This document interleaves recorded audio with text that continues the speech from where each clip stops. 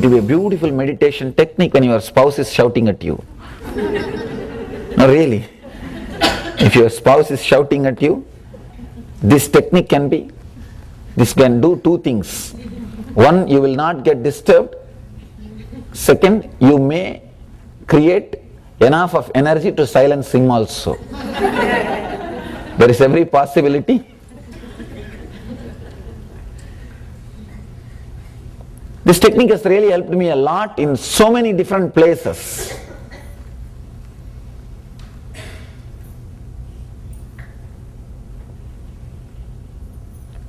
You may feel this is very impractical, especially a logical Western mind, it will be very difficult to relate. That is why I understand. Now I think, what happened to me when that sadhu told me those words is not happening in you when I am telling this. Because in the Western bringing up, you can't imagine the river can become energy. You always think river is a totality of a water and it is just a force. But in the Eastern tradition, river is not a force, it is a power. Understand, there is a big difference between force and power. Force with independent intelligence is power. Power without independent intelligence is force. In you also, so much of energy is there. When you don't have enough independent intelligence, you just become a force. When you have a clear independent intelligence, you are a power. A logical person, a so-called civilized person, for him it will be very difficult to understand a river is a power. In Vedic tradition, all rivers were worshipped. See, the river Ganga has got more than 100,000 temples. 100,000 temples just for one river, most worshipped river on the planet Earth. River Ganga. Just because fortunately she is flowing in the Vedic tradition or Vedic land. Most worshipped river in the planet Earth. 100,000 temples. We have a clear way of statue, that means the form and the method of worshipping. Longest unbroken worship record in India is the worship of Ganga. Something like 1,200 years of unbroken record is there still. Whether it rains or shines or who is ruling the country, all those things does not matter. Every day evening in Haridwar, Haridwar is the place where she is touching the land, plains. Till Haridwar, she is from the hills. In Haridwar is the place where she is touching the plains. That is the place where they offer worship. We have a record that priest, after doing the worship, he will sign and receive his salary. We have the record for last 1,200 years without a single day break. If you try to convince your son or daughter to do just 10 or 15 minutes a ritual or worship, you will understand how difficult it is. Just try to convince him or her to do 10 minutes a ritual or worship. Then you will understand how difficult to make them do something what you want. But these Vedic masters were so powerful. Not only they inspired the next generation, they created a system which can inspire for 1,200 years and keep this alive. Keep this method of worship alive. Anyway, this river is worshipped for last so many thousands of years.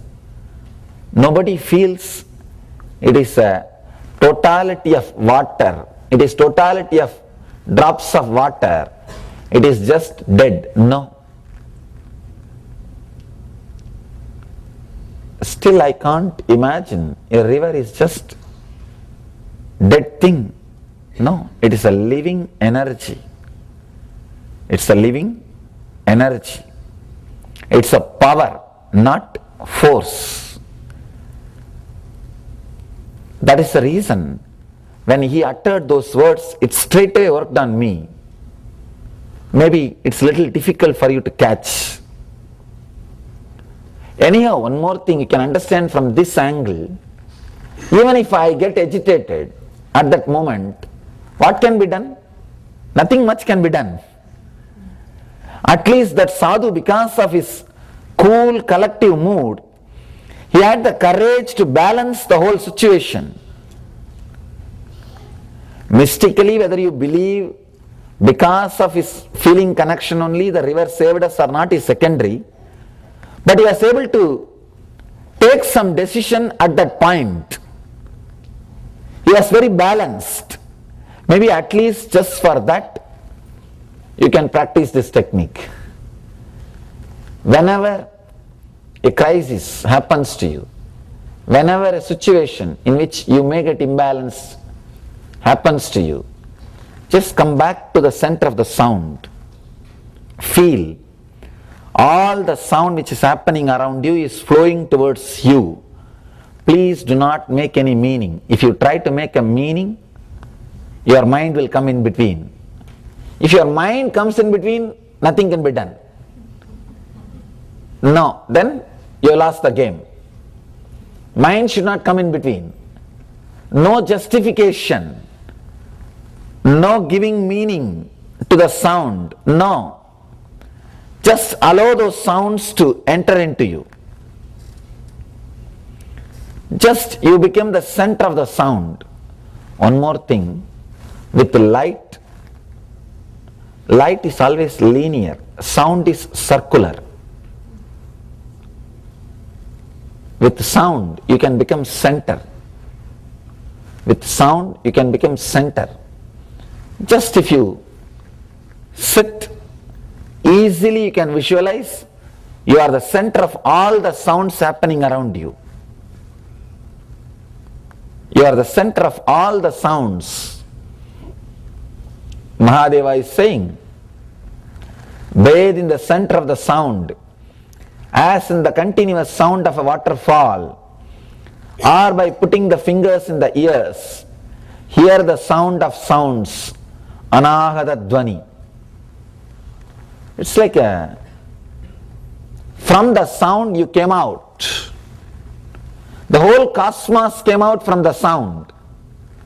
Going back to that same sound, so that you will experience the cosmos, one with the cosmos. Even once you experience the oneness with the cosmos, the death fear will disappear. The root of the suffering is death fear.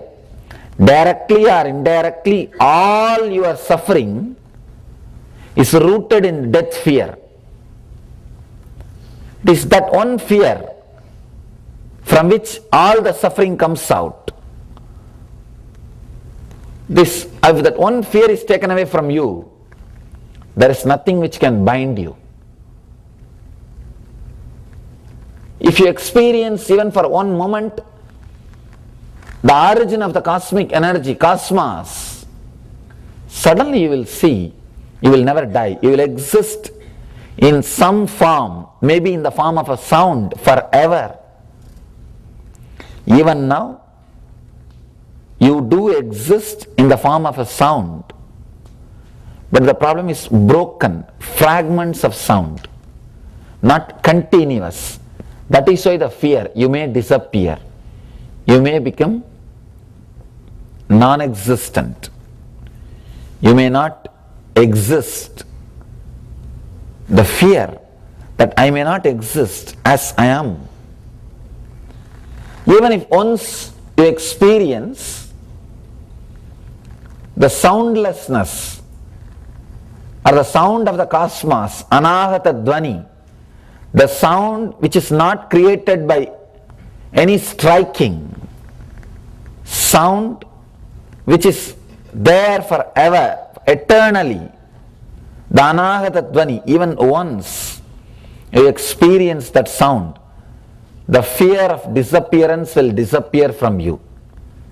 You will understand as that anahata dhvani, the unstruck sound, you will exist always.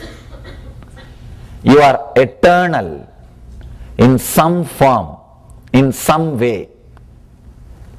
The whole life is nothing but trying to find the source in which you can exist eternally. How to exist eternally? People have tried through so many methods. People who try to live eternally through chemicals, they created allopathy system or medical system, Siddha, Ayurveda, all the medical system. There is so much of energy and research, so much of time is put to do the research of some kind of method or medicine to achieve deathlessness. Not only in the West, even in the East, we read thousands of stories, thousands of people dying to find some medication for deathlessness. But still now only people are dying, never they were able to find something which can lead to deathlessness. Actually, the deathlessness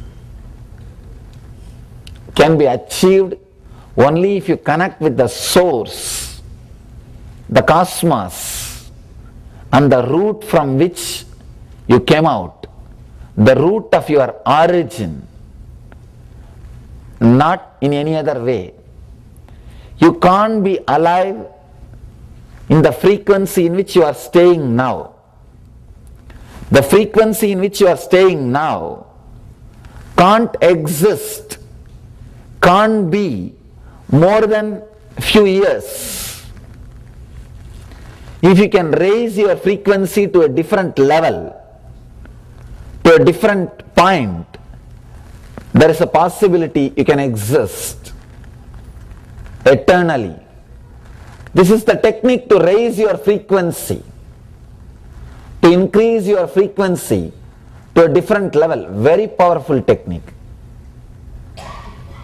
If you have any disturbance or disorders related to Ajna Chakra, like dizziness, sleeping disorder, or headache, they will all disappear. This meditation is so powerful. Of course, healing of headache is only a small byproduct. Not just healing one disease, it can heal the disease of the birth and death. That's the ultimate disease. Body itself is a disease came to you. Body itself is a disease happened to you. That is why in Sanskrit we say Sariram Rogamayam. Means body is filled with disease. Too many spare parts. Understand? Too many spare parts. And too many guys have to take independent decisions. Your liver does not have to obey your heart's suggestions. Your brain does not have to listen to your heart. Out of politeness and courtesy, they may listen. But they don't have to listen. They don't have an agreement that they will listen. Too many spare parts and too much of freedom.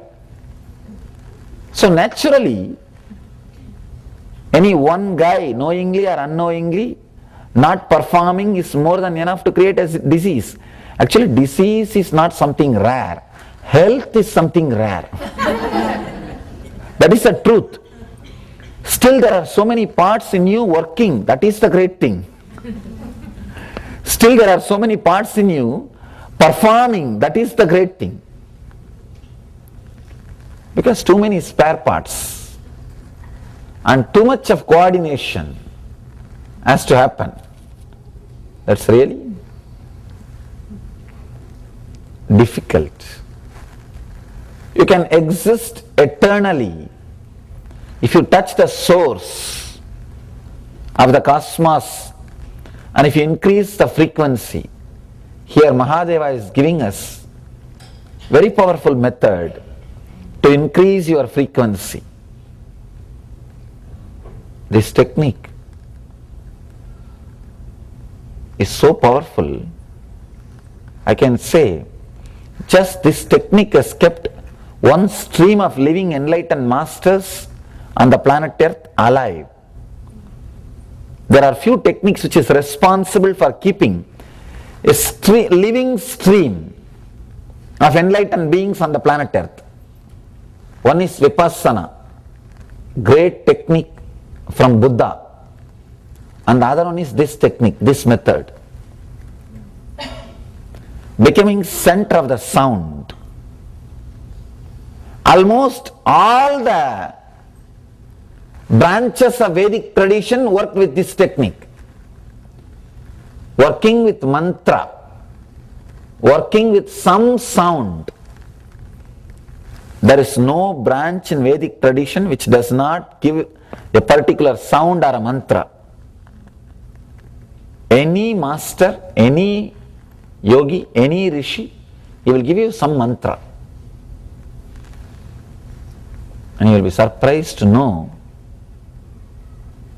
25 million people in USA practice some form or some branch of Vedic tradition.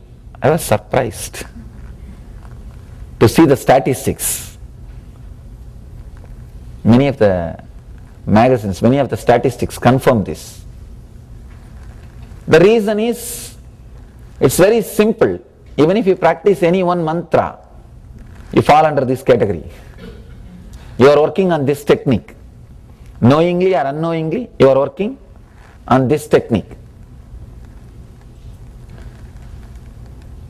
When you work on any mantra, you become center of that sound. You become center of that vibration. You become center of that frequency. And one more thing, many people come and ask me, what is the meaning of this mantra, Swamiji? Mantra cannot have meaning. If it has got meaning, it is not mantra. Be very clear. No. Mantra has got only one importance, that is phonetic importance, the sound, vibration, not linguistic. No meaning is conveyed. No meaning can be conveyed through mantra. Mantra is used to make you realize that you are the center of the cosmic sound, Anahata Dvani. By penetrating into that mantra, suddenly you will realize you are the center of the sound. You will raise your frequency to a different level. You will enter into a cosmic sound. Mantra is used for a purpose. Purpose of raising your frequency to a different level, not for giving any meaning, conveying any meaning. All mantras, chantings leads to different frequency, takes you to a different awareness. One more thing about this meditation technique, this method, you don't need a separate place to practice. You don't need a separate place to practice. Anywhere you can do. Any place is okay. Because you don't even need silence. You don't even need silence. Even if you are in marketplace, okay, you can do this. let me define the mantra and engram. Engram is something like a word which enters your inner space and creates more and more bondage. Those words which goes in your inner space creates bondage is engram. Words which enters your inner space and liberates you is mantra.